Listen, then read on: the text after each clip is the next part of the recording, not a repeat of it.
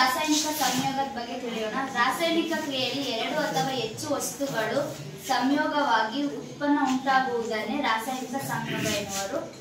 ಇವಾಗ ಪ್ರಯೋಗ ಮಾಡೋಣ. ಮಧ್ಯಸಾರ ದೀಪಕ ವಸ್ತು,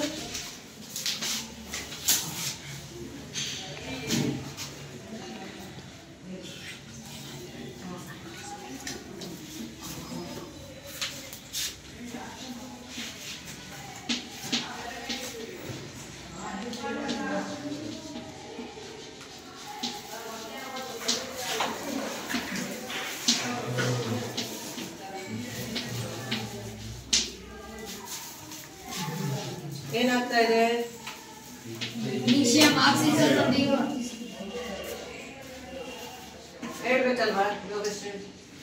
ಮೆಗ್ನೀಷಿಯಂ ಆಕ್ಸಿಜನ್ ಒಂದಿಗೆ ಒಟ್ಟಿಸಿ ಏನದು ಮೆಗ್ನೀಷಿಯಂ. ಈಗ ಮತ್ತೆ ಅದನ್ನ ಹೊಸದಾಗಿಂದ ತಿಳ್ಕೊಳ್ಳೋಣ. ಇಲ್ಲಿ ಫಸ್ಟ್ ಮಧ್ಯಸಾರ ದೀಪ ತಗೊಂಡಿದ್ದಾಳೆ. ಇವಾಗ ಉದಾಹರಣೆ ಯಾವ್ದು ತೋರಿಸ್ತಾ ಇರೋದಳು? ರಾಸಾಯನಿಕ ಸಂಯೋಗ. ಅದಕ್ಕೆ ಉದಾಹರಣೆ ಇವಾಗ ತೋರಿಸ್ತಾ ಇರೋದು. ಇಲ್ಲಿ ಫಸ್ಟ್ ಅವಳು ಮಧ್ಯಸಾರ ದೀಪ ತಗೊಂಡಿದ್ದಾಳೆ. ಇವಾಗ ಇಲ್ಲಿ ಉರಿಸಿದಂತ ಒಂದು ಲೋಹ ಮೆಗ್ನೀಷಿಯಂ. ಯಾವುದು?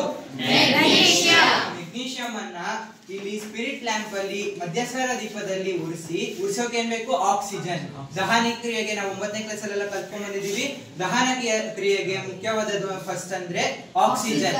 ಇಲ್ಲಿ ಮೆಗ್ನೀಷಿಯಂ ಲೋಹ ಆಕ್ಸಿಜನ್ ನೊಂದಿಗೆ, ಗಾಳಿಯಲ್ಲಿ ಆಕ್ಸಿಜನ್ ನೊಂದಿಗೆ ವರ್ತಿಸಿ ಮೆಗ್ನೀಷಿಯಂ ಆಕ್ಸೈಡ್.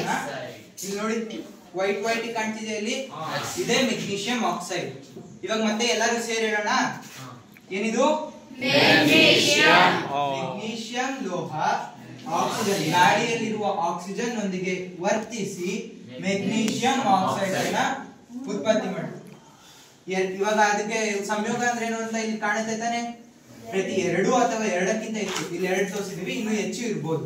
2 ಅಥವಾ 2ಕ್ಕಿಂತ ಹೆಚ್ಚು ಪ್ರತಿವರ್ತಕಗಳು ಸೇರಿ ಒಂದು ಉತ್ಪನ್ನವಾಗುವುದೇ ರಾಸಾಯನಿಕ ಸಂಯೋಗ.